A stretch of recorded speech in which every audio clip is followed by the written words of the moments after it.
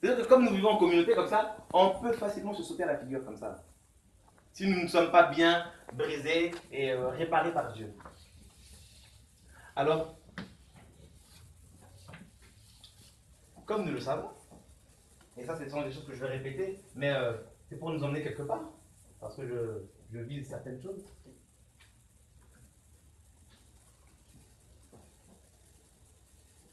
D'après les Écritures, l'homme, l'esprit, corps et âme. Et nous, ce qui nous importe, c'est cette partie-là de l'homme.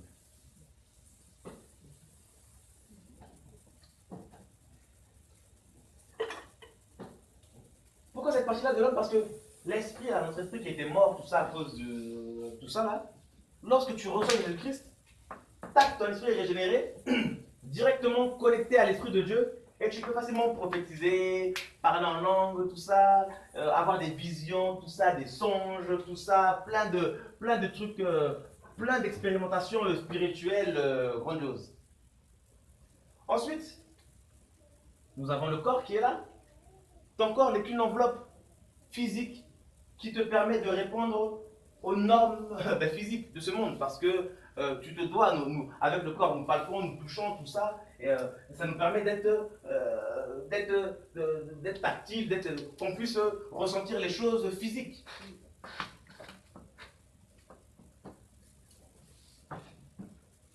Et c'est aussi là, bien sûr, qu'il y a nos cinq, c'est aussi à travers de ça qu'il y a nos cinq sens, tout ça. Et puis l'âme, ça, c'est toi, c'est moi. Qu'on appelle des fois dans les Écritures le cœur de l'homme. Et c'est ce cœur-là que Dieu veut absolument transformer, que Dieu veut absolument sauver, que Dieu veut réparer. Parce que depuis ta conception, j'ai bien depuis la conception, depuis que le spermatozoïde est rentré dans l'ovule et qu'il y a eu fécondation, depuis là, tu as reçu beaucoup de choses. De par déjà les sentiments, les émotions de ta maman déjà. Alors si maman et papa ça n'allait pas, ah ben c'est sûr que toi aussi, ton âme là, il a pris des coups. Hein. Ça c'est sûr. Ça c'est une évidence. Alors ça là, le petit truc qui est devenu toi là aujourd'hui là, eh ben Dieu veut opérer dans une grande opération à ce niveau-là.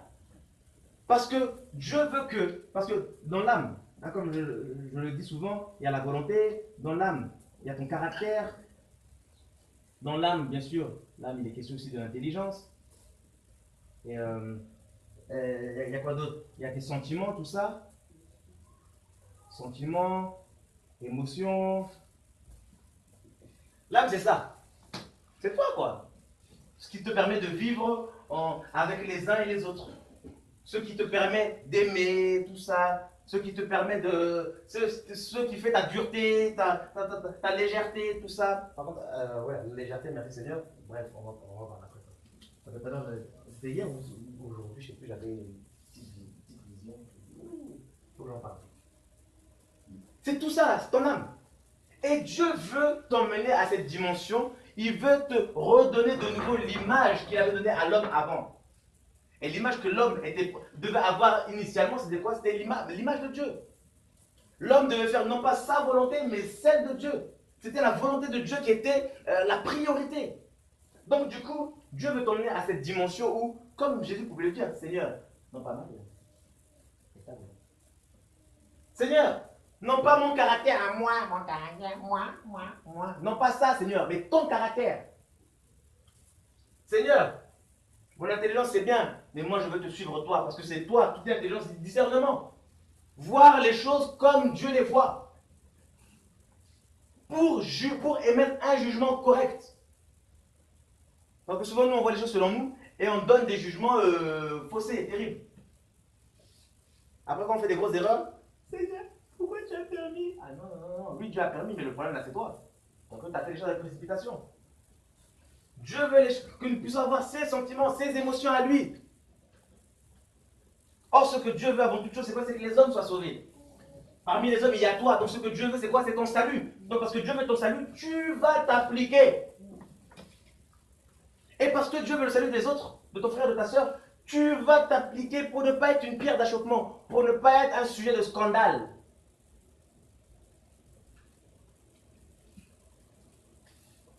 Et Dieu là, il vise ça.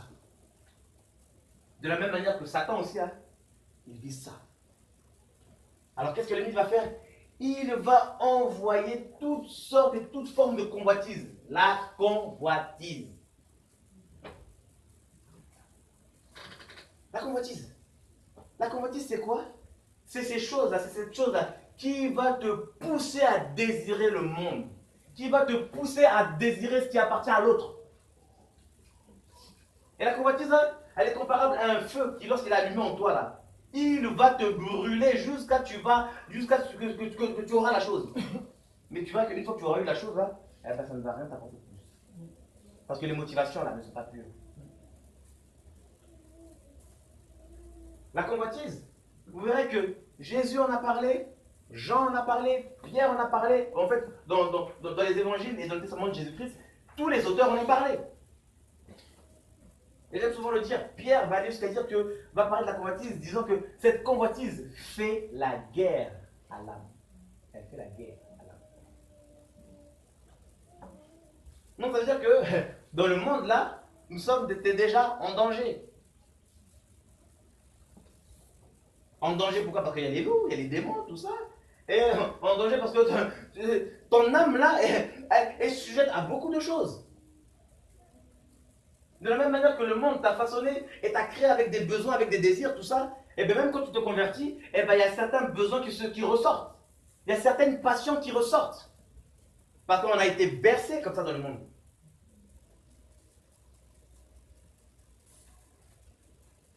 On a été bercé comme ça. Ça fait que pour être réformé là, eh ben c'est de la gymnastique. Alors qu'est-ce qui se passe? Dieu bien sûr va communiquer sa volonté dans notre esprit. Parce que c'est en esprit qu'on communique à Dieu. Et nous devons soumettre notre âme à cette volonté que nous recevons dans l'esprit pour que cette volonté-là maintenant soit visible par notre corps. Et ça là, c'est une gymnastique encore. Parce que tu as appris, par exemple, tu as appris à être tout beau, à être toute belle, tout ça, à des fois même à y aller avec excès. Et toi, quand le Seigneur commence à te recadrer, là, des fois là, ah ben c'est compliqué. À tel point où des fois tu te dis, bon Seigneur, écoute, ça ne fait pas de mal que je puisse sortir en mini-short. Mais tu t'imagines, toi? Chrétienne, sortir en short? Non, mais moi de toute façon, pour moi c'est pas un péché. Parce que des fois on a tellement conditionné qu'on a du mal. Bon, il fait chaud cet été, moi je prévois d'aller à la plage. Mais ma soeur, mon frère, c'est pas trop correct. Ah ben non, hein. Nulle part dans la Bible c'est écrit. Hein. Tu te vois toi sortir en plein centre-ville en culotte? Oh non. Mais pourquoi tu le fais à la plage? Bah c'est pas le même contexte. Mais si on est dans le monde, hein, toujours. Hein. Et vous avez vu des fois comment on réfléchit? On oublie que tout ça dans la plage, à la piscine, tout ça, c'est le même monde. Non, mon centre-ville, les gens vont me regarder à la plage. Je pense que les gens ne me regardent pas. Ouais. Alors, comment faire alors?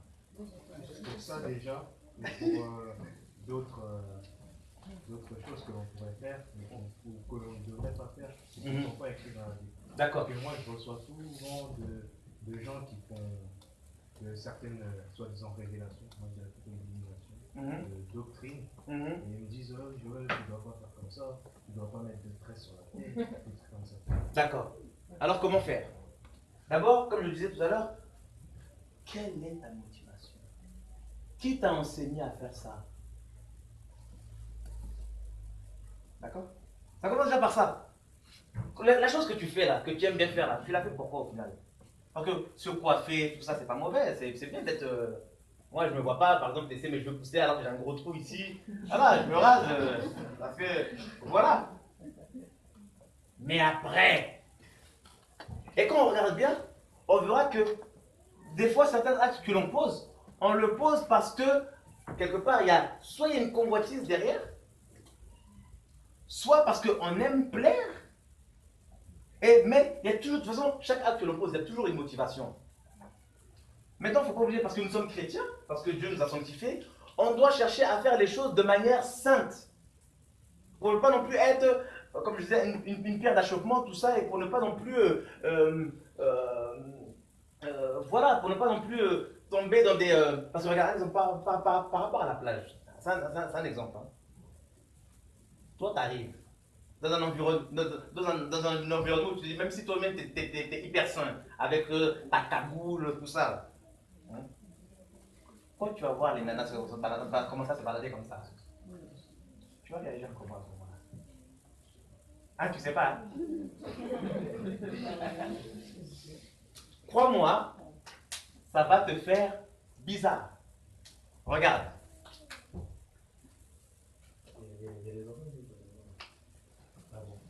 Est-ce que ça t'est déjà arrivé de regarder un film bizarre? Pourquoi? Parce que tu voulais satisfaire quelque chose et parce qu'il y avait le corps. Hein? Voilà. Donc si tu as déjà été poussé comme ça, quand tu verras un corps en face de toi, là, mon ami, ta tête là va faire ça, elle va tourner comme ça, là. Elle va pivoter. Parce que vous savez, souvent on se dit quoi? On se dit non, mais de toute façon je ne calcule pas, moi c'est pour mon plaisir, c'est pour la nage. C'est pour la nage, hein. Quand tu vas au travail aussi, quand tu vas à l'école, c'est pour l'école, c'est pour le travail. Mais pourtant, des fois, en chemin, tu peux croiser des choses où, par exemple, une personne va se baisser comme ça devant toi, tu vas te dire, et toi, dès que la personne, tu vas faire. Dans ce cas-là, pourquoi tu fais ça? Parce qu'il y a des choses que tu ne veux pas voir. Donc, quand c'est comme ça, pour éviter d'aller en enfer, ne va pas te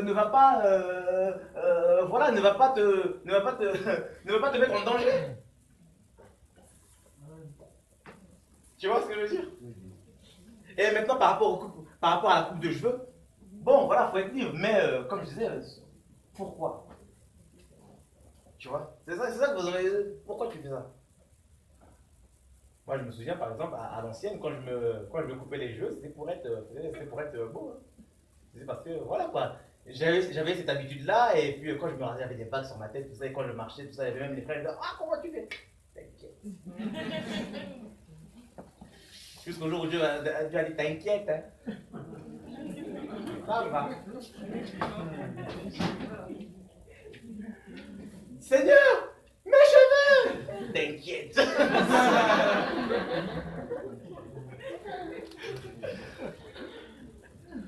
Après, souvent, le problème, c'est quoi? C'est que souvent, on fait des coupes aussi farfelues. Pourquoi? Parce qu'on a un modèle. On a un modèle, et des fois, ce modèle, faut pas me dire que c'est Jésus. Hein, j'imagine mal Jésus. Oh, j'ai une vision, j'ai vu les avec une règle. Je dis, ah, mon ami, certainement, c'est un démon. Certainement. Maintenant, je ne dis pas que la personne qui fait ça, elle pêche.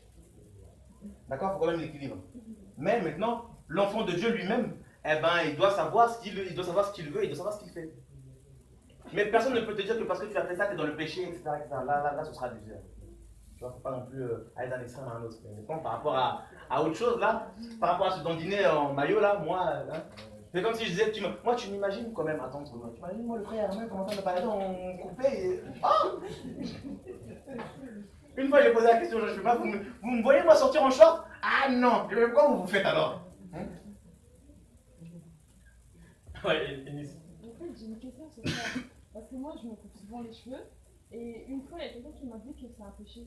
De quoi, de couper les cheveux? Oui. Ah non, mais t'es libre. Ah, t'es libre. C'est tout. Comment? C'est pas une coupe. C'est pas une coupe de cheveux qui va t'éloigner de Dieu, tout comme ce n'est pas un vêtement qui va t'éloigner de Dieu. En même temps, le vêtement, il faut gérer, il faut savoir comment s'habiller, mais voilà. Je dis ça parce que j'ai un ami, lui aussi, il est à fond dans la religion. Il est chrétien? Oui. D'accord. Il a certainement dû voir 1 Corinthiens 15, et tu vois, quand tu vas prier chez lui, là, 1 Corinthiens 4, 11 plutôt, et tu vois, quand on va chez lui, les gens se voilent. Donc, bon, là, c'est. Passe pour la tête. Donc, ça, faut même pas se prendre la tête, faut même pas rentrer dans les débats. Si tu te dis ça, tu dis ok, il n'y a pas de problème, c'est bon. Mais moi, c'est pas ce que Dieu m'a dit. Ça, c'est des gens qui prennent les paroles de Paul et qui en tordent le sens.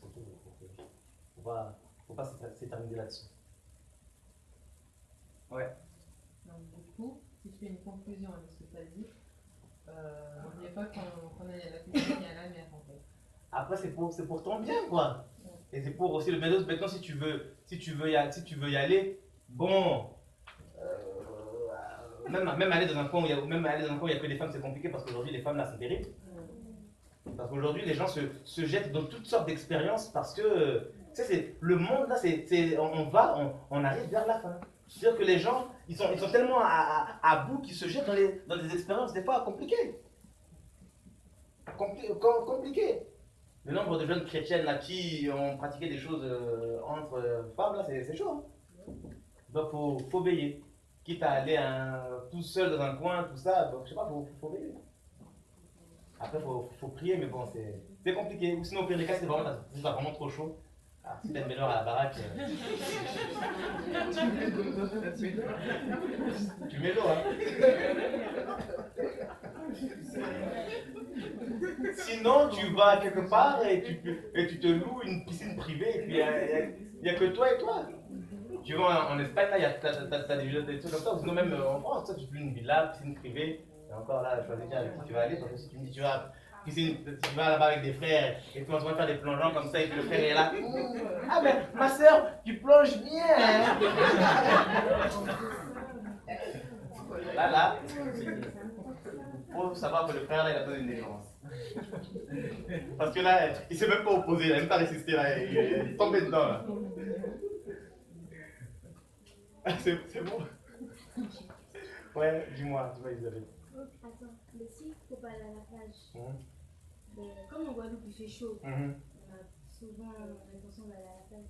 Mais même si on s'habille, on va rentrer dans l'eau. Si, après tu t'habilles, mais le problème c'est. Il n'y a pas de problème, après c'est toi et ta force. Mais si toi, c'est pas parce que toi t'es habillé que d'autres seront habillés aussi. Si dans le passé par exemple des gars musclés ça te plaisait, là même si tu parles en langue, tout ça, il y a des choses, au bout d'un moment quand tu vas voir avec la chaleur là, tu sais, ce qu'il faut savoir c'est quoi, c'est que la chaleur là, la chaleur c'est trompeur, hein. La chaleur c'est trompeur. Dans le sens où vous allez remarquer que plus il fait chaud, plus les gens sont légers. Même dans leur comportement. Vous voyez, les gens sont légers. Moi, quand il fait très chaud là, j'ai peur. Même des chrétiennes, j'ai peur. Parce qu'il y en a là, des fois, elles sont là. Tu dis, tu vas changer toi. Je vous dis ça, je sais de quoi je parle, c'est pour ça que je vous partage ça. La chaleur là, des fois, ça fait. Les gens là, des fois, ils pètent les plombs. Je crois que ça doit taper dans le cerveau. Et je crois qu'il doit y avoir un truc là dans la tête qui saute. Et puis les gens, ils se lâchent. C'est pour ça que tout à l'heure, je voulais même parler par rapport à ça. Faut faire attention parce que, à un moment, pendant que j'avais les yeux fermés, j'ai eu comme une image, là, une jupe qui se levait comme ça. Je dis, oula. Attention à la légèreté quand même. J'ai dit ça dans le sens où il faut veiller, j'ai pas dit que c'est quelqu'un ici. Hein,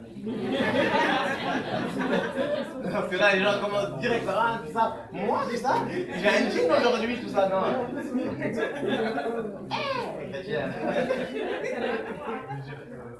Mais toi, tu ne veux pas aller, je sais pas, dans une ville, comme, je sais pas, une île comme Hawaï par exemple, en amoureux de ta femme à la plage, Si, mais t'inquiète pas, mais après, je vais chercher une solution pour, comme dernièrement, je suis parti en vacances, et on avait un coin pour nous tout seuls.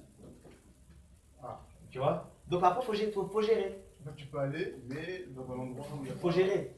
Tu vois, pour ne pas être une occasion de chute pour les autres et pour ne pas aussi que les choses que tu vois puissent t'influencer, travailler tes pensées parce que ça vient vite. Hein.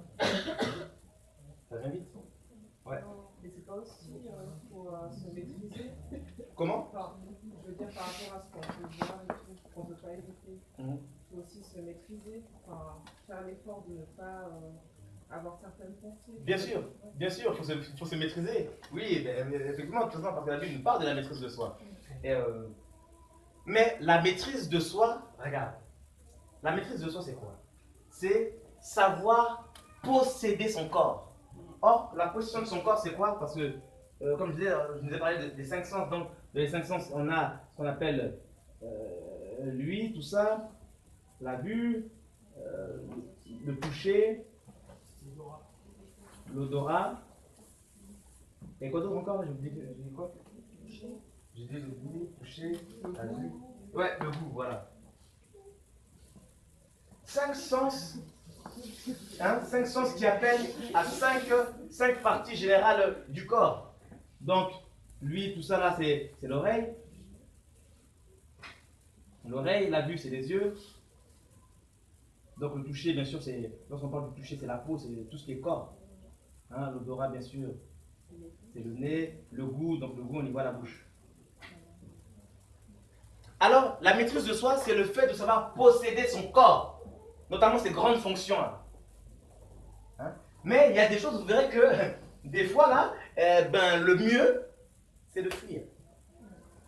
Parce qu'il y aura des choses là que tu ne maîtriseras pas. C'est pour ça que Joseph, là, quand il y avait la femme de Potiphar qui disait...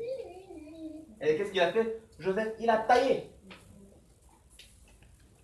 Il a taillé parce que, certes, il y a des choses que tu pourras résister. Comment, par exemple, si tu entends des choses bizarres, tu peux faire taire une discussion, tout ça. Et, tu peux faire taire une discussion, mais toi, si tu vois des yeux bizarres, des choses bizarres de par tes yeux, tu ne vas pas commencer à dire, ah non, je résiste, je me maîtrise, non, ça ne me fait rien. Ah ben, tu dois fuir. Maintenant, si l'environnement dans lequel tu es est rempli de chair, ah ben l'environnement là, il faut le fuir. C'est sûr. Parce que sinon, eh ben, qu'est-ce qui va se passer? Même si tu ne tombes pas maintenant, tu tomberas après. À qui, par exemple, c'est déjà arrivé que les choses de son passé, là, les choses pas bien de son passé, lui reviennent comme ça? Pourtant, c'est passé. Hein?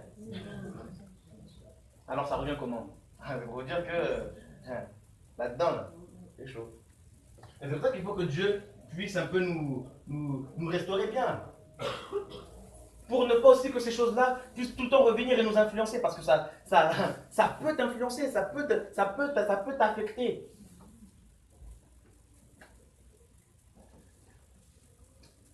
Moi, je le sais. Il y a des choses là, mieux ne vaut pas que mon regard se pose quelque part. Parce qu'après là, c'est toutes sortes de trucs qui te viennent, c'est toute une pression qu'il y a derrière. Vous savez ce que c'est quand un jour pendant une délivrance, et ça j'en témoigne à chaque fois parce que ça m'a traumatisé. Un jour pendant une délivrance, comme ça, Trésor m'appelle.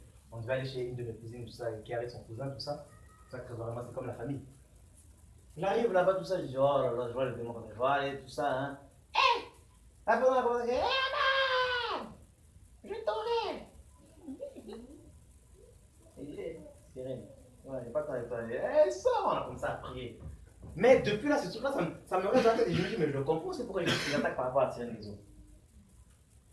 Donc, quand c'est comme ça, là, moi, parce que je suis informé, eh ben, je m'organise pour ne pas chuter. Ok. Allez, Dieu va te sauver.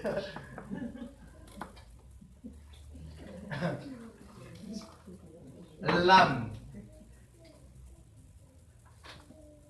Et ça fait que du coup, ben, effectivement, tu dois t'opposer. Parce que, comme je disais, tu as aussi une volonté qui est propre, de par ce que tu as vécu dans le monde, tout ça. Et il y a des cas où, des fois, même si la volonté de Dieu, tu la connais, Seigneur, ta volonté, on met ça après.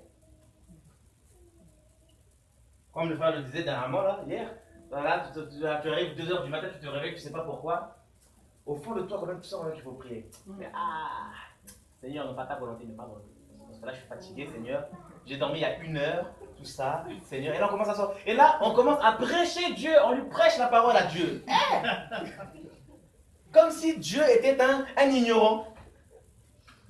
Seigneur, tu me réveilles à 2 h du matin, mais Seigneur, arrête, ça se fait pas, Seigneur. Tu me lèves dans 3 heures, Seigneur. Et après, on est les premiers. Seigneur, touche ma famille, touche ma famille. Alors que ça se trouve que Dieu voulait te réveiller à 2 h pour que tu fasses une prière particulière pour la délivrance de ta soeur, de ton frère. Seigneur, non pas ta volonté, mais ma volonté.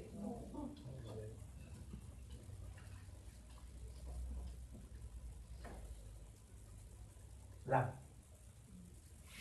Notre âme là, elle a de sérieux soucis. Parce que, regarde, on va prendre Matthieu 15.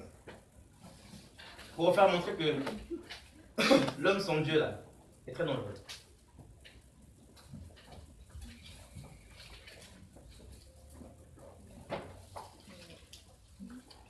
Alors, Matthieu 15, le verset 19. Qu'est-ce qui nous est dit dedans? Ah, même à partir du verset 18. On nous dit, mais les choses qui sortent de la bouche, hein, les choses qui sortent de la bouche partent du cœur. Et ces choses-là souillent l'homme. Donc on nous dit que là où l'homme se souille, là, c'est au niveau de son cœur, au niveau de son âme. Alors on va nous dire que ce qui sort, bien sûr, ce qui vient du cœur, c'est quoi? Car c'est du cœur que sortent les mauvaises pensées. On n'a pas dit que c'est le diable qui envoie. Hein. D'abord, on a dit là, c'est du cœur que ça sort. Les mauvaises pensées, les meurtres, les adultères, les fornications, les vols, les faux témoignages, les médisances. Ces choses, ce sont ces choses-là qui souillent l'homme. Mais manger sans avoir les mains lavées, tout ça ne souille pas l'homme. Donc vous avez vu tout ce qui sort du cœur de l'homme. Et Paul va reprendre exactement la même chose dans Galates 5, le verset 19, parlant des œuvres de la chair. Et au final, j'ai compris une chose, que les œuvres de la chair, là, c'est l'état de l'homme sans Dieu. L'homme peut être tout beau, tout mignon, tout gentil, tout ça, mais au final, là, le vrai lui, là, ce qui est caché là, tu sais pas. Ce n'est pas parce qu'une personne te dit là, mon frère, ma soeur, tout ça, mais qu'elle connaisse Dieu ou pas, ça ne veut pas dire que la personne est forcément bonne. Toi, tu es là avec ton collègue, avec ta camarade, tout ça. Ah non, ah lui vraiment, ah, c'est comme mon ami, on est proche, c'est comme mon frère. Mais quand il rentre chez lui, tu sais ce qu'il fait sur toi?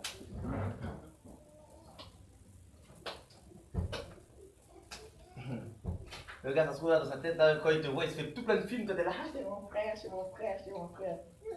Fais gaffe, hein. C'est comme ça que les gens commencent à devenir des... Bref. Le cœur de l'homme. Et c'est tout ça que Dieu là, il commence à soigner, à retirer, tout ça. Parce que ce sont les choses que tu as héritées du monde. J'ai une question. Oui. Par rapport au lien d'âme, du coup, c'est le Seigneur qui va faire. Qui va nous aller. Bien sûr, c'est le Seigneur. Bien sûr, c'est le Seigneur. Parce que le Seigneur veut ton âme. Et vous savez, les liens d'âme, là, ce sont des choses, des fois, c'est fort. C'est parce qu'il y a comme une addiction. Tu sais, l'addiction, là, c'est au niveau de là, c'est au niveau de l'âme. Il y a comme une addiction. Et pour briser ça, là, des fois, il faut y aller. Hein. Des fois, vous êtes obligé d'y aller au marteau-piqueur. Hein, parce que c'est tellement... Il y a des personnes, là, ils ne peuvent pas passer une journée sans pouvoir parler à un frère ou une soeur, sans parler à une personne bien particulière. Ça, là, il y a un problème. C'est pas ton mari, c'est pas ta femme, tout ça. Comment tu peux être dépendant d'une personne comme ça? C'est qu'il y a rien ici. Quand la personne ne t'envoie pas un message, un jour, 2 jours, tu es là, tu n'es pas bien. Oui, mais pourquoi tu ne m'appelles pas? Pourquoi tu es limite t'es prêt à t'énerver? Il y a un problème. Les gens qui sont comme ça, là, ils ont des sérieux problèmes.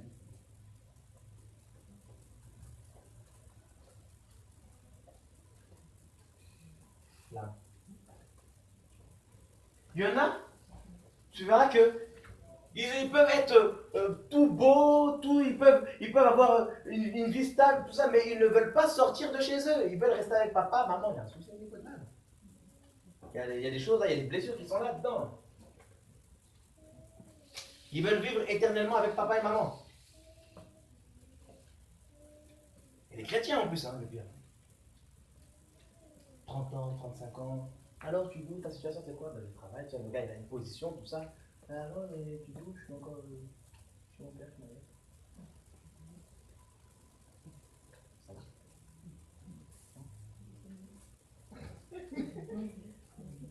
Il est quoi, t'as dit quoi? Il économise, hein? Oh, ouais. 35 ans, il économise, hein? D'accord.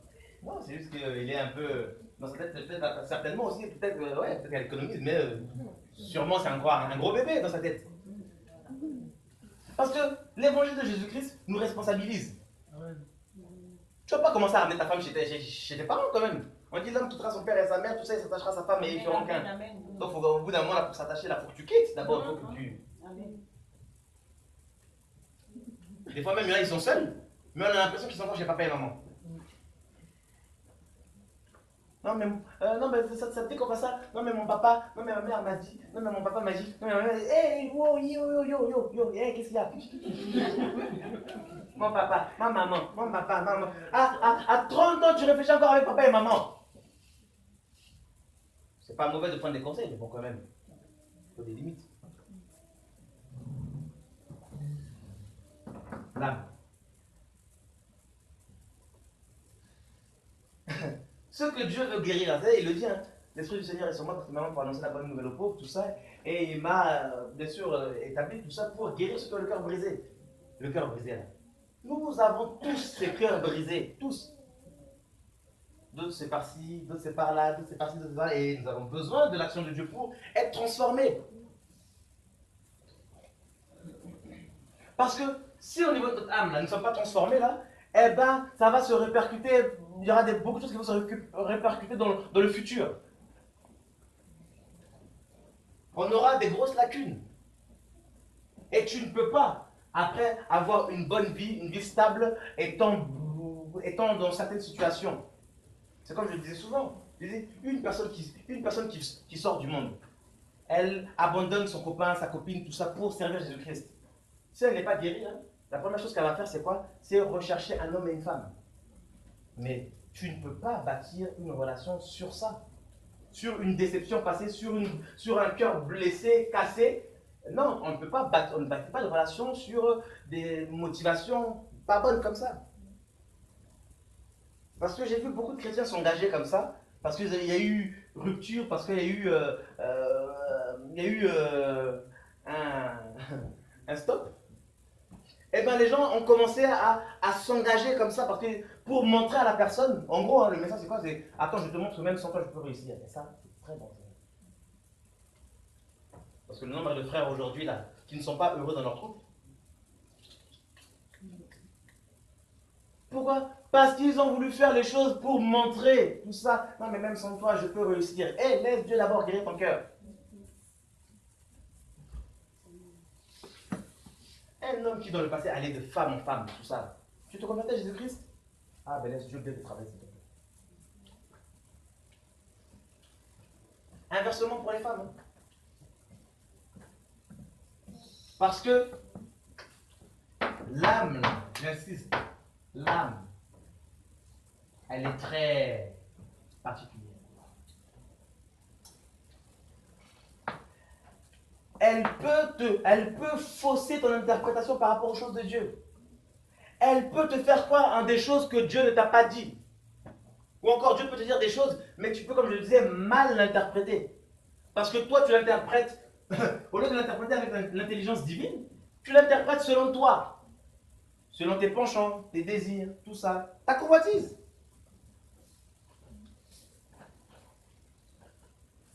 La convoitise, là, je me suis rendu compte là, que c'est un danger. À un moment, tu sais, j'étais là, je priais comme ça, Seigneur. Je me dis, mais c'est chaud un peu dans le monde, là, Seigneur. Qu'est-ce qui se passe? Seigneur, c'est quoi? Mais Seigneur, explique-moi un peu, c'est quoi la convoitise? Et j'ai commencé à méditer là-dessus. Et mais les découvertes que j'ai fait sur la convoitise, je me suis dit, yo. Il dit, ah bon, hein? Et ben dis donc, là, on est cuit, là.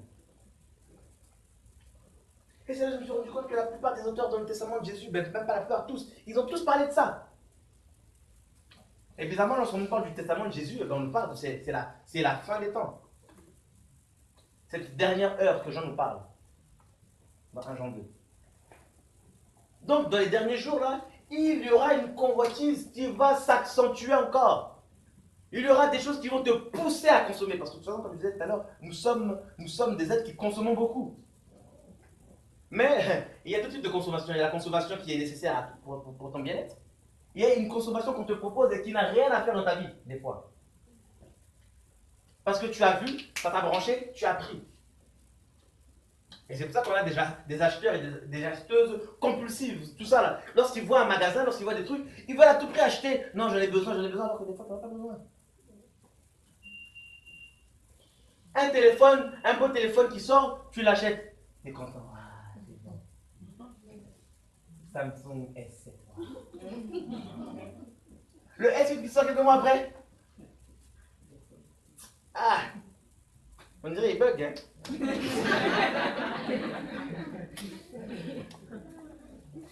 On est sûr que c'est des fois qui bug.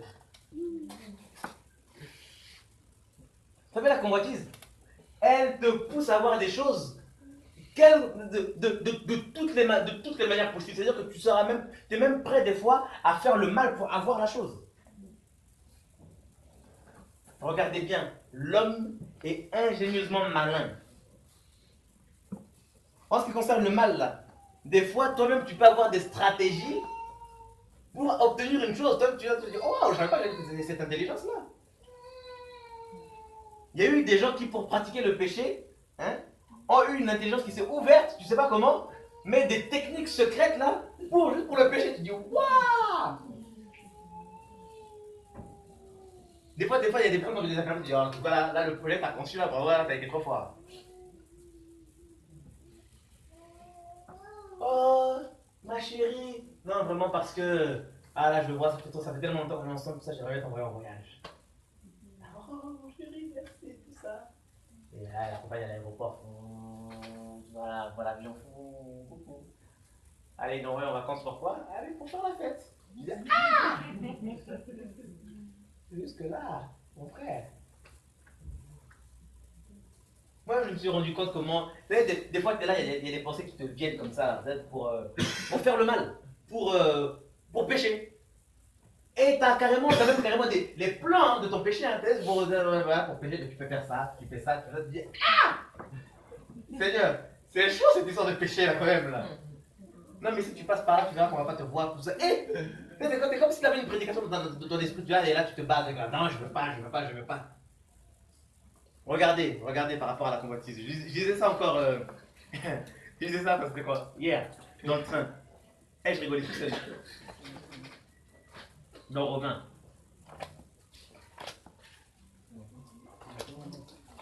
Romain chapitre 5.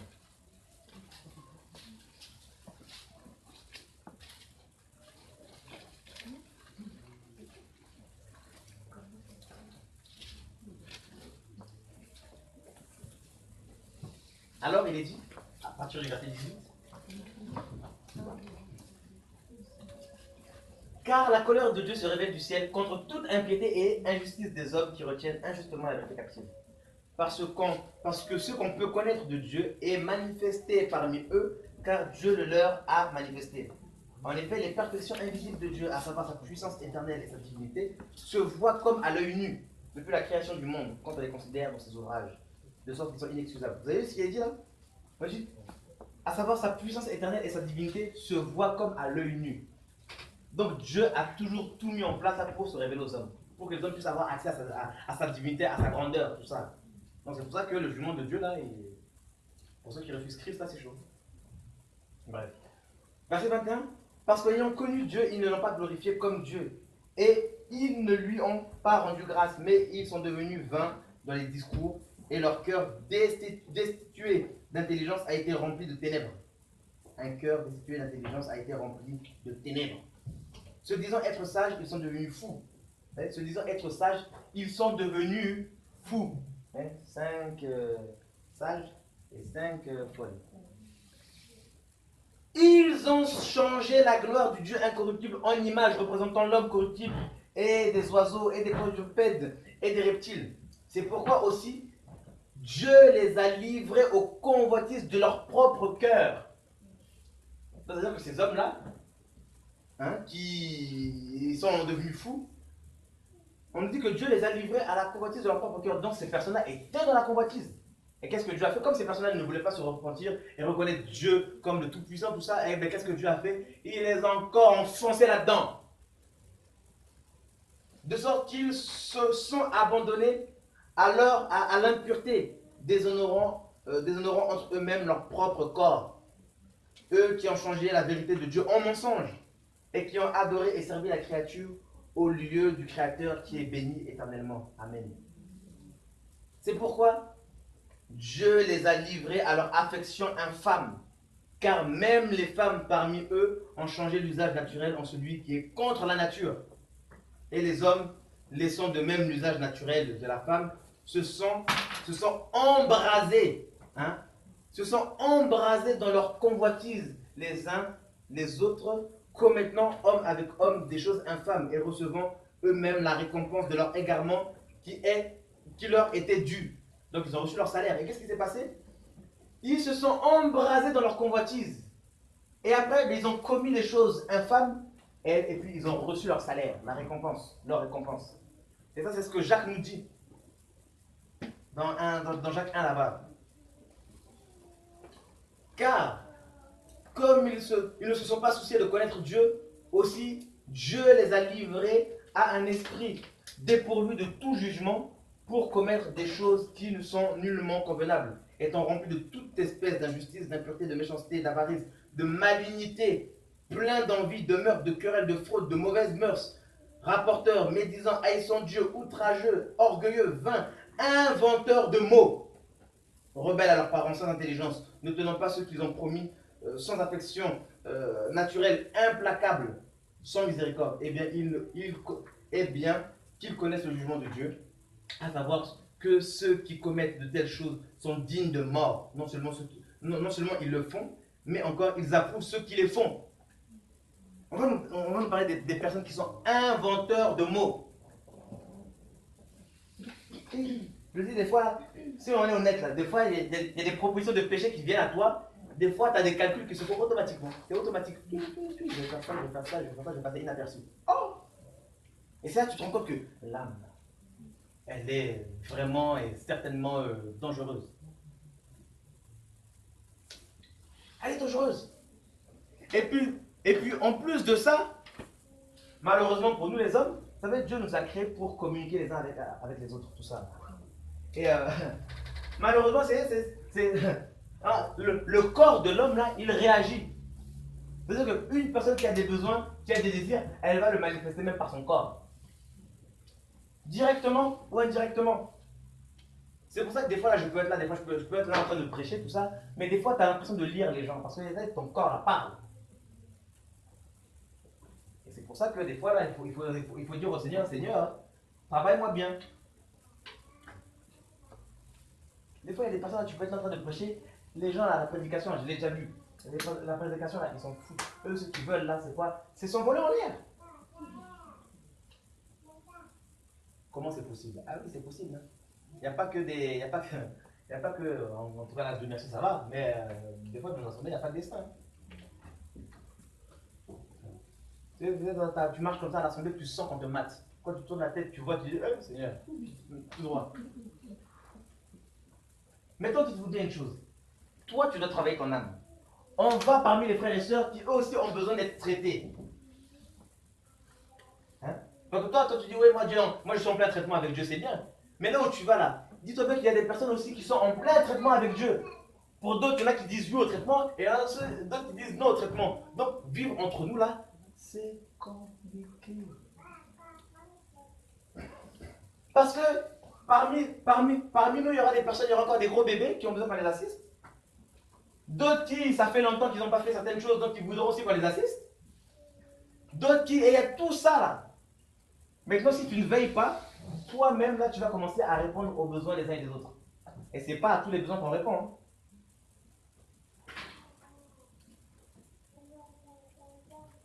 Alors maintenant, qu'est-ce qui se passe dans nos églises? Parce que oui, là, on a une lacune. On doit porter nos blessures du passé. Et de deux encore, il y a encore les histoires des démons. Alors là, comment ça se passe? Parce que Satan, comme on l'a vu tout à l'heure, il est descendu vers nous, il est animé d'une grande colère, d'une grande fureur. Parce qu'il sait qu'il a très peu de temps. Donc il y a des choses là où il sait que bon, par-ci, par-là, bon, Dieu va te réparer, tout ça, bon là, ça va être un peu compliqué pour t'avoir. Ah ben qu'est-ce qu'il va faire? Il va commencer à se déguiser. En matière de déguisement, lui là, il est pas fort. La Bible nous dit que les démons, tout ça, Satan là se déguise aussi en ange de lumière. Alors si ce n'est pas ton corps là qui t'emmène dans les bêtises, eh ben, c'est Satan qui va tout faire maintenant là pour te charger. D'abord, bien sûr, c'est sûr, il va commencer à t'envoyer des sirènes, toutes ces choses, tout ça, mais il faut veiller déjà d'abord aussi à la doctrine que tu reçois, à ce que tu entends, tout ça. Et c'est pour ça que là, je rejoins un peu ce qu'on disait avec Arwen là, par rapport à l'esprit d'Isabelle. Regarde, on va prendre Apocalypse 2. Et on va lire Apocalypse 2 et je veux vous lire un témoignage. Merci Seigneur. Et pour vous dire qu'il faut veiller. Tu l'as lu le témoignage que j'ai envoyé? En entier? En entier. Vous allez comprendre le combat aussi dans lequel on est. Et c'est pour ça qu'il faut, il faut vraiment, alors, au niveau de l'âme, il faut vraiment être bien restauré afin que l'intelligence que nous avons là soit celle de Dieu pour bien discerner. Pour discerner les choses de Dieu, parce que, je vous assure, croyez-moi, la séduction est encore plus grande et plus forte que tu peux l'imaginer. Si Adam et Ève, alors qu'ils étaient dans la gloire, là, tout ça là, sont sortis du jardin, frères, sœurs, nous qui sommes là, hein, nous devons faire extrêmement attention. On va le voir. Et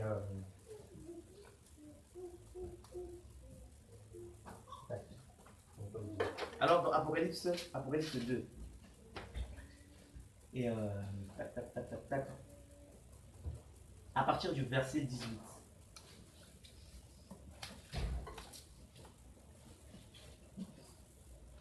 Ça va? Vous êtes debout, ça va? Vous n'êtes pas trop fatigué? Qui est fatigué? Fatigué? Fatigué? Ouais, on va encore aller, on va encore tenir encore une petite heure. Ça va aller. Je vous ai prévenu, j'ai dit qu'on allait. Hein?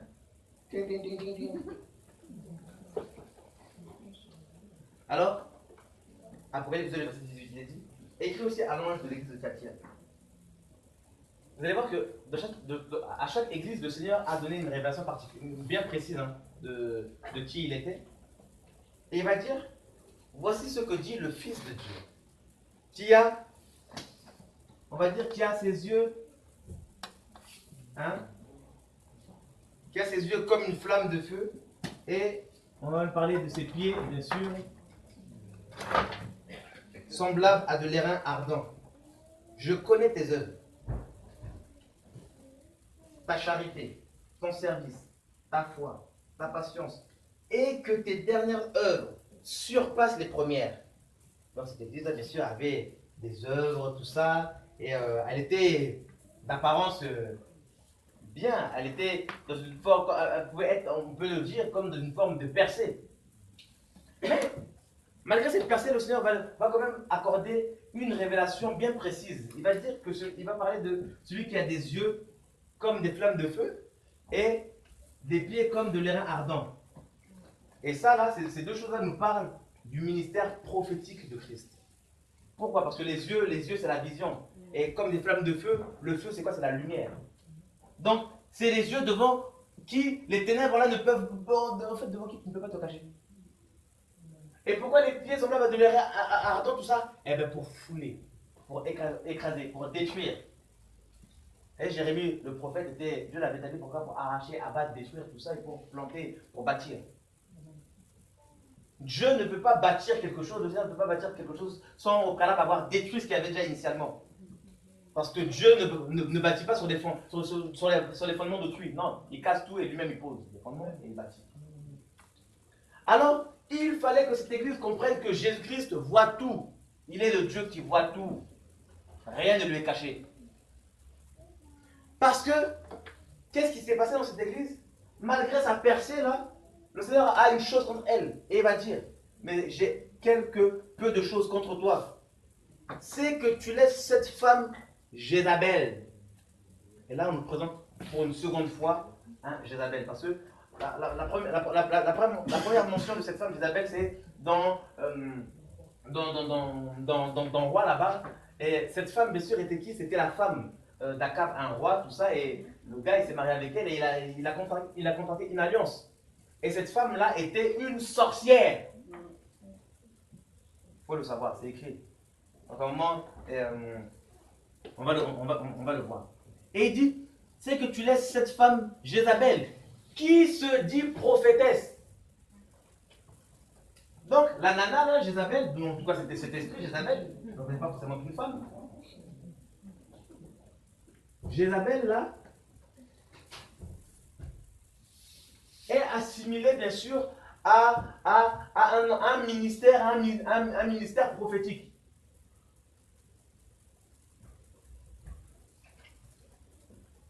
Mais bien sûr, pour connaître le faux, pour discerner le faux, il faut d'abord connaître le vrai. Et c'est pour ça que là, le Seigneur est venu comme, bien sûr, le prophète. Pour que les gens maintenant puissent comparer un peu le prophète, là, le vrai prophète, et la copie, là, il y a un truc qui cloche. Et on nous dit que bien sûr que cette femme, elle se dit prophétesse, et elle enseigne. Donc, tu laisses cette femme Isabelle enseigner et séduire mes serviteurs pour les porter à la fornication et leur faire manger des choses sacrifiées aux idoles. Donc là, on y voit deux choses. On y voit la fornication. Fornication, j'ai bien écrit. Et on y voit quoi? Donc, les viandes sacrifiées aux idoles. Et vous verrez que dans 1 Corinthiens, par exemple, dans l'Épître aux Corinthiens, il y a deux choses que Paul nous demande de fuir. Deux. C'est-à-dire, fuyez l'impudicité et fuyez l'idolâtrie. Alors, qu'est-ce qui va se passer? Cet esprit-là se dit prophétique alors qu'il ne l'est pas. Parce que quand on regarde la Jézabel antique, là, cette Jézabel-là envoûtait les gens par ses enchantements. C'était une sorcière. Aujourd'hui, on attribue tout au service prophétique, alors que quand on regarde bien là, pour certains, là, des fois, là, c'est de la sorcellerie. Ce n'est pas parce qu'une personne vient prophétiser, imposer les mains, les gens tombent, etc., qu'elle est de Dieu. C'est pour ça que tu es en droit. Je suis en droit. Si quelqu'un veut prier pour toi, si tu ne le sens pas, tu peux dire non. Ne me touche pas. Si la personne elle est frustrée, hein, eh bien c'est son problème avec Dieu. Si elle est avec Dieu. Parce que comme je disais là, les temps là, ils sont très durs. Moi aujourd'hui là, tu peux venir prophétiser, tu peux même venir casser les murs, tout ça. Là. Je vais attendre d'abord, avant de continuer à prophétiser. Prépare déjà, rembourse. Et puis là, après la prophétie, on va régler ça. Parce que si dans le passé j'ai été traumatisé par les prophéties, moi avant, quand j'entendais Seigneur Jésus-Christ, Seigneur pardonne-moi, Seigneur, là il y a ça encore dans mon cœur. Oh, direct, à genoux tout de suite. Avec le temps, là, j'ai dit Seigneur, enseigne-moi là-dessus parce que je ne le pas avant. Ça fait que tu peux venir me voir, tu me racontes tout ce qui s'est passé là depuis toute ma naissance, depuis le ventre, tout ça, on va se regarder comme ça, toi et moi. Et après, Seigneur, pas tout ça, on pense quoi? Parce que une prophétie selon Dieu doit t'apporter un plus, doit t'apporter un plus de Dieu. Si elle ne t'apprend rien à la prophétie là, hein, si elle est là juste pour te faire bouger là, ça ne sert à rien. C'est pour ça que je ne dois pas accepter toutes sortes de prophéties. Non. Parce que de la même manière que la prophétie de Dieu t'emmène au ciel, la fausse prophétie là, elle te descend en enfer. Elle t'emprisonne. Parce que il y a des esprits qui, soi-disant prophétiques, ont été libérés, alors que ce sont des vrais esprits de python. Dans Acte 7, il y avait cette femme qui prophétisait. Les hommes sont les serviteurs du Dieu très haut, tout ça. Ils vous annoncent la voie de la vérité. Elle a fait ça pendant plusieurs jours. Ce qu'elle disait, c'est vrai, pourtant. Mais il y avait un truc qui clochait. Parce que Jean va dire que l'esprit, le témoignage de Jésus-Christ, c'est l'esprit de la prophétie. Donc la prophétie, son peu la témoigne d'abord de Jésus-Christ. C'est Jésus qui est à la base, c'est Jésus qui est au centre, c'est Jésus qui est vu. Même si le Seigneur te promet des belles choses, c'est d'abord Christ, c'est d'abord toi dans ton cœur, c'est d'abord Christ que tu verras. Parce que la parole de Dieu te focalise, parce que la prophétie, c'est la parole de Dieu. Elle te focalise sur Dieu d'abord. Mais là, cette prophétie a commencé à trop glorifier les hommes. Et vous verrez que Paul, quand même, a mis plusieurs jours pour discerner. C'est pour ça qu'il faut marcher avec celui qui a les yeux comme des flammes de feu. C'est important. Moi, je me suis rendu compte qu'il y a beaucoup de soi-disant prophètes et des prophétesses là, qui ont prophétisé, mais quand tu regardes bien, au final, c'est quelqu'un d'autre. Hein. Et regardez par rapport à cette Jézabel, là, regardez ce que la Bible nous dit dans 2 Rois. Par rapport à sa sorcellerie à elle. Je retrouve ce passage.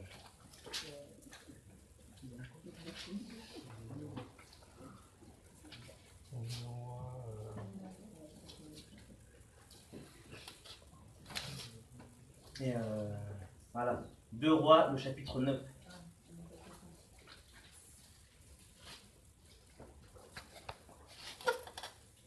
Verset 22, regardez ce qu'il va être dit ici. Dès que Joram vit Jéhu, il dit, est-ce la paix? Jéhu répondit, quelle paix? Tant que durent les prostitutions de Jézabel, ta mère, et la multitude de ses sorcelleries. Donc, cet esprit-là, en fait, de Jézabel, là, c'est d'abord un esprit de prostitution. De prostitution. Hein, des prostitutions, tout ça. Et de sorcellerie.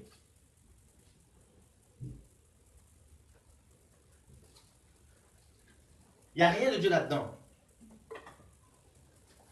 Qui dit sorcellerie, dit divination, tout ça. La divination, c'est quoi? C'est le fait d'être en contact avec le monde spirituel sans que Dieu ne t'y emmène. Si le soir, là, si la nuit, tu commences à voyager, alors que c'est pas Dieu qui te fait voyager, bon. Là, t'inquiète pas, on peut prier. Hein, c'est important parce que après, c'est les mêmes personnes qui viennent. Oui, Dieu, oui, j'ai reçu. Mais quand tu regardes bien là, c'est pas de Dieu, cette réception-là, elle n'est pas de Dieu. Parce que dans le monde spirituel aussi, il y a la connaissance. Donc, une connaissance n'est pas forcément une lumière qui va te faire aller au ciel. Donc, il y a deux types de connaissances. J'arrête de l'autre. Il y a la connaissance il y a des choses qui sont là, que toi tu ne connais pas, on vient te les rapporter, mais qui vont rien te rapporter. Alors que lorsque Dieu te donne une connaissance, c'est pour te transformer. Quand Dieu donne, il y a un but, il y a un changement en toi. Et le changement vient jusqu'à là, dans ton âme. Elle change ton caractère. Mais si la connaissance, ça vient comme ça, pour le plaisir de vivre, tout ça, eh ben là, il faut poser les bonnes questions. Dans Deutéronome 13, là-bas, on parle. On dit que si un prophète vient te prophétiser des choses, et que cela s'accomplisse, tout ça là, et que cette personne-là vient te dire d'aller vers d'autres dieux, ne le suis pas, c'est Dieu qui leur a permis pour t'éprouver. Donc ce n'est pas parce qu'on vient te prophétiser des choses qui sont vraies que Dieu est derrière. Parce que des choses vraies là, même Satan peut le dire. Je ne parle pas de la vérité qui est Dieu, je parle des choses vraies. C'est vrai que c'est le père du mensonge, mais les choses vraies là, ça peut sortir aussi. Je pense que lorsque le Seigneur a prié pour la personne qui était possédée, le Gadarien, tout ça, on a dit, ouais, quel est ton nom? Il a dit légion parce que nous sommes plusieurs. Il a dit quelque chose de vrai. Donc les démons peuvent dire aussi des choses vraies. Mais ces choses vraies n'ont rien à voir avec la vérité de Dieu. Bien faire la différence. Oui, Ruth, tu voulais dire quelque chose? De quoi? De voyage. Voyage? Oui. Voyage? Ouais, la nuit. Voyager la nuit. Ouais. Que ça peut être Dieu ou le diable. Comment on sait que c'est... Comment tu sais? De toute façon, quand je parle de voyage, c'est en gros, c'est quand tu sors de ton corps. Quand tu sors de ton corps, là, tu le sais. Si Dieu te fait sortir, il te parlera, il sera à côté de toi, c'est sûr. En tout cas, il y aura un truc qui va te rassurer que Dieu est là. Parce que c'est un choc, hein, quand tu sors de ton corps, c'est un choc. Hein. Donc tu dois être accompagné. Ah non, du tout. Parce que dans des rêves, j'ai volé, j'ai fait beaucoup de choses. Hein. Je me suis battu avec des gens, j'ai fait des ponts non, c'est pas ça. Quand tu sors de ton corps là, tu le sais, et tu es forcément accompagné. Soit par Dieu, soit par un ange, soit par. Bon. Voilà. Mais si tu sors tout seul aussi, quand même, bon. Bon. On va prier. Parce que là, c'est. Non! Ça va aller. On va se voir. Alors, donc vous avez vu que j'ai eu à parler des prostitutions de Jézabel et de ses sorcelleries. Donc là, quand on parle de cette Jézabel qui se dit prophétesse là, elle s'est fait passer pour une prophétesse, mais en fait c'était une vraie sorcière. Et son but bien sûr c'était quoi? C'est d'asseoir le gouvernement du diable dans l'église. Et c'est là où il faut veiller. Parce que par la suite, regardez ce qu'ils vont nous dire par la suite. Après on va revenir à ça.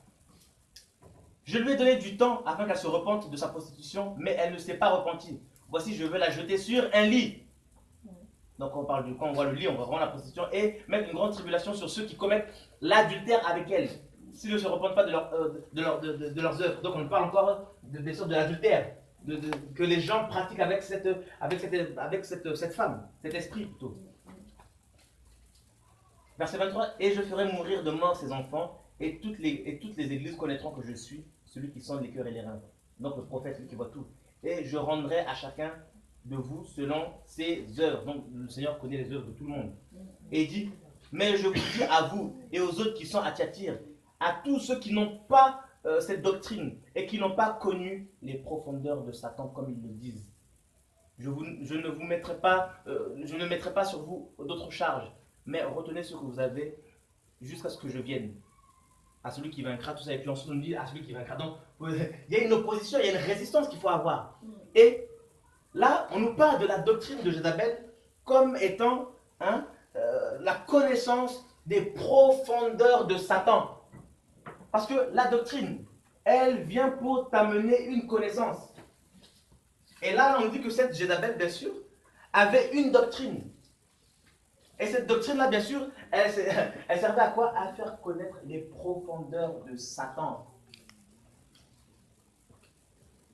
C'est pour ça que je disais que il faut veiller sur ce que tu entends. Même les témoignages sur Internet, tout ça, là, des fois c'est bien, mais quand même. Tu vois une personne qui témoigne, oh, j'étais sorcier, tout ça, j'ai fait ci, j'ai fait ça, pendant 1 heure. Elle raconte ce qu'elle a fait, même des fois dans des détails. J'ai fait ça, je suis parti là-bas, Kisangani, j'ai pris un tunnel ici, là, il est au point, ici, au rond-point de là. Où tu vas aller même de plein de détails? Après, il y a des personnes qui sont faibles, qui iront certainement aussi voir le rond-point pour voir un peu comment ça se passe. Mais malheureusement, si elle tombe dans le trou, là, tu fais quoi? Parce que des fois, il y a des zones là où il y a une charge de démons là. Quand tu passes par là, ils te tirent comme ça. Ils peuvent tirer ton esprit. Si t'es pas fort, là, tu pars. Une fois, j'ai fait un songe comme ça. À l'époque, dans mes débuts, comme ça. J'arrive. Et c'était une cérémonie de satanistes.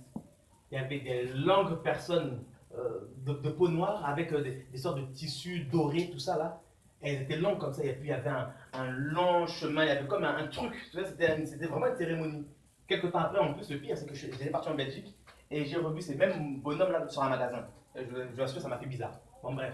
Et j'étais là, en fait, je regardais la cérémonie comme ça, je me disais, waouh, c'est quoi le truc? Et puis, petit en fait, c'est comme si je sortais, et puis c'est comme si je regardais une télé, en fait, et puis il y a mon grand frère qui a mis sa main comme ça à l'époque où il priait. J'ai dit, waouh, Seigneur, c'est quoi ça? J'ai dit, ah, heureusement, on va me réveiller que mon grand frère est prié pour moi à l'époque, hein, parce que, je sais pas, mon esprit là, on voulait danser avec. Donc c'est pour ça, il faut veiller à savoir où tu vas, tout ça là. Bref. Alors, 1 heure de témoignage, je suis parti là, j'ai fait ci, j'ai fait ça, et la glorification de Jésus-Christ, 5 minutes. Même pas 5 minutes des fois. Ouais, moi, Jésus parce qu'il m'a sauvé. Tu peux aller sûr, quand tu grattes bien, les personnes elles sont encore dedans. Leur but c'est quoi? C'est d'envoûter ceux qui écoutent. Aujourd'hui là, il y a plein de prédicateurs sur Internet. Mais croyez-moi, mais plus de la moitié sont des satanistes. Plus de la moitié ont été envoyés par le diable. Pour communiquer des enseignements bizarres, des enseignements erronés, pour faire connaître aux gens les profondeurs de Satan. Or, dans les profondeurs de Satan, qu'est-ce qu'il y a? Il y a la captivité. Ils sont là avec leur enseignement pour arracher, pour enlever la liberté des gens. Ils sont là pour rentrer les gens dans une psychose, dans la peur, la peur, la peur. Attention, ne faites pas ça, ne faites pas ceci, ne faites pas cela, ça, avec des attentions partout, avec des interdictions partout, tout ça. Oh, oh! Oh, le combat spirituel, tout ça, les démons, il faut tailler. Moi, j'ai compris une chose. Vous savez, lorsqu'on parle du combat spirituel, la première chose qu'il faut traiter, c'est quoi? C'est la victoire de Jésus-Christ. Amen. C'est pas les démons. Les démons, ils ont été vaincus. Pourquoi on va s'acharner sur eux, tout ça? Non. On doit parler de Jésus-Christ, du caractère qu'il faut avoir en Jésus-Christ, et c'est ce caractère-là qui va nous faire marcher et demeurer dans la victoire de Jésus. Pourquoi on vient encore nous fatiguer les démons, c'est bien, on peut en parler tout ça pour connaître tout ça, mais après, quand même. Parce que Paul aussi le dit quand même, quant à Satan, tout ça, nous n'ignorons pas ses desseins. Ok, mais après quand même. Oh. Un jour, je lisais le livre d'un ancien sataniste. Je lisais. Jusqu'au bout, le Seigneur m'a dit, arrête. Le Seigneur, qu'est-ce qui se passe? Il dit, moi-même, je t'enseignerai sur ces réalités-là. Quand j'ai ouvert la Bible, c'était clair. Tac, les choses, là, j'ai lu la Bible, c'était évident. Évident. Jézabel, elle se dit prophétesse, tout ça là. Et qu'est-ce qu'elle fait? Elle enseigne les gens, elle séduit les gens là, tout ça pour les amener à la fornication. Cette fornication, elle peut être physique. Regardez le nombre de pasteurs qui couchent avec les femmes. Et ils le font de manière volontaire. Certains pour avoir du pouvoir, tout ça. Pas pour le savoir. Ils couchent. Ils donnent des enseignements qu'ils ont appris, je ne sais pas où, des enseignements qui sortent de l'enfer pour envoûter les gens, pour avoir la domination sur l'église. Et c'est pour ça que les pasteurs ont ce langage-là, mon église, parce qu'effectivement, ce sont leur église. Ils ont sacrifié des choses pour avoir l'église de Dieu, pour la prendre en otage. Ce sont des fils du diable. Et il dit quoi, bien sûr? Et leur faire manger des viandes sacrifiées aux idoles. Bien sûr, les viandes sacrifiées aux idoles, c'est aussi l'image de ces faux enseignements. Le combat spirituel, tout ça. Oh, le ceci, le cela. Oh, tout ça. Quand on va dans une ville, pour conquérir la ville, il faut aller dans la zone où le point de je sais pas quoi, tout ça. Il faut commencer à enterrer des choses, tout ça. Mais il dit, mais ça sort d'où ça? Tu as vu quoi arriver dans une ville, enterrer des choses, enterrer du pain, tout ça, faire des choses, renverser. T'as vu ça où, toi?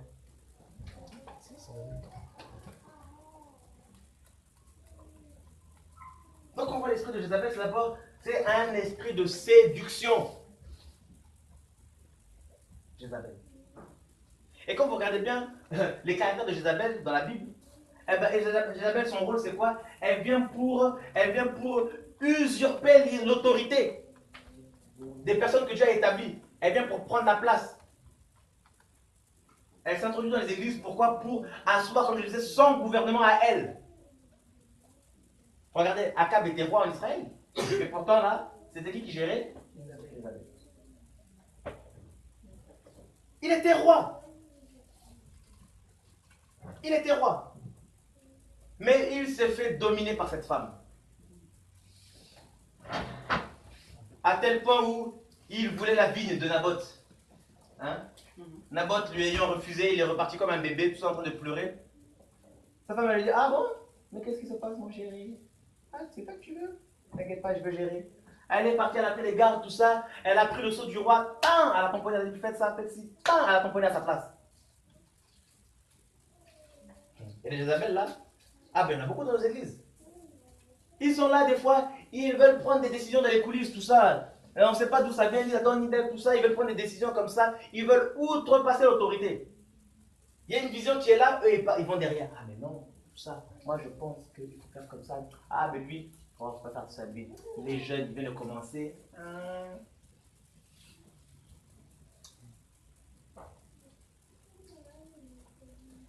Jézabel. Cet esprit-là, il est dangereux.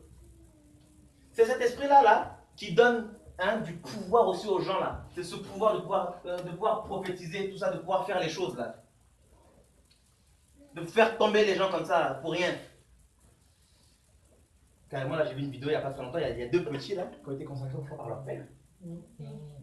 Alors eux là, ces petits là, c'est des vrais sorciers.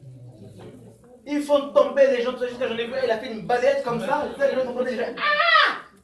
Tu vois toi Jésus distraire les gens comme ça? Il y a un autre prédicateur, il regarde la foule comme ça, il leur fait PAM! La foule attend comme ça, je dis waouh, le sorcier. Beaucoup de pasteurs vont chercher ça, là, le pouvoir comme ça auprès des maires, devant les autres, tout ça. Là. Ils vont aller prendre ce pouvoir. Regardez, je vais vous lire un témoignage. Est-ce que vous avez attaché vos ceintures? Ouais.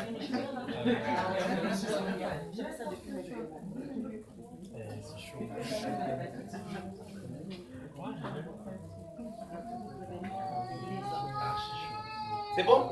On me suit? C'est un peu lent, hein? Il faut bien écouter, il faut que ça rentre. Comme ça, vous allez être d'autant plus vigilant par rapport à ça déjà. Et même par rapport aux églises, parce que si c'est les évangéliques, c'est comme ça, là. Dites bien dans les autres, là. Hein? C'est encore pire, les catholiques, nous n'en parlons même pas là-bas, là. C'est vraiment, là-bas, c'est la mort qui règne là-bas. Mais comment tu peux t'expliquer qu'on prie pour les morts? Saint-Anne, Saint-Louis, je sais pas quoi, tout ça. Vous voyez pas qu'il y a un problème là? Alors que la même Bible nous dit de ne pas évoquer les morts, tout ça, et puis là, on prie pour les saints. Ah, mais non, mais dans la Bible, il y a écrit prier pour les saints. Oui, mais attendez, quand même. Quand la Bible nous dit de prier pour les saints, il faut se remettre dans le contexte. Paul était encore en vie, il envoie une lettre aux Romains, et les gens à qui il envoie étaient encore vivants. C'est comme si moi je reprenais un ancien courrier, un ancien courrier, tout ça, où mon père me dit, oh, prie pour moi. Et puis je prends ça, je dis, ah bon, tiens, comme c'est bon, mon père est décédé, ben là il a dit, j'ai le courrier, prie pour moi, ben je prie pour lui. Tout ça. Alors que les morts sont morts. On n'a aucun contact avec les morts. Alors, Qu'est-ce que dit ce... C'est pour ça, hein. Là, il ne faut jamais envier les autres. Dieu t'a confié quelque chose. Fais ce que Dieu te demande de faire. Amen. Le reste là, c'est pas ton problème. Amen, amen. Ne cherche pas à être comme l'autre, à avoir comme l'autre, à posséder comme l'autre. Tout ça là, ça ne mène nulle part.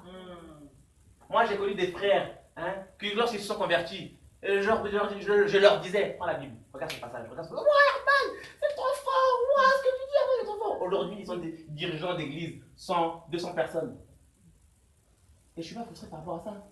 Je peux aussi me dire, oh, je les ai formés, tout ça, je leur ai donné quelques versets, moi aussi je me prends une salle, il y aura beaucoup de gens. Non, non, non, non, non. On n'a rien à envier des uns et des autres, tout ça. Chacun sa grâce. Amen. Non, parce que tu as formé des gens, tu ne veux pas qu'ils soient plus que toi. Parce que tu as donné 2-3 versets, c'est bon, tu penses que c'est un trophée.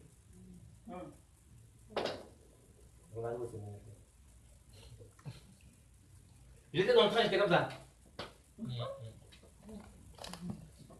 Je voyais à ma femme, je lui dis, mais c'est chaud. Alors qu'est-ce qu'on me dit? Témoignage du pasteur nigérian Tartampion à dire absolument chrétien réveillé. Mon nom est Tartampion. Tartampion, déjà, c'est pas son nom, mais c'est. Non, parce que là, j'aurais dit, là, le témoignage, c'est bidon. Non, c'est pour éviter de. Voilà, de mettre un nom à tout ça. Il dit, je suis pasteur, mais j'ai déçu Dieu et je ne sais vraiment pas par où commencer pour raconter mon histoire. Je dois vous dire la vérité, je ne peux pas vraiment dire si j'ai eu un appel ou non. J'étais professeur de l'école du dimanche dans mon église pendant 9 ans, à quelque part. En 99, j'ai été amené à commencer une église. Mais à travers les expériences que j'ai eues à ce jour, je ne peux dire que j'ai été conduit par l'Esprit Saint pour commencer cette église. En 2008, je ne faisais aucun progrès spirituellement et matériellement. J'ai vu de nombreuses églises qui ont commencé plusieurs années après la mienne à voir le vent en poupe et continuer de progresser. À un moment donné, je ne savais pas quoi faire de nouveau. Et après avoir discuté avec ma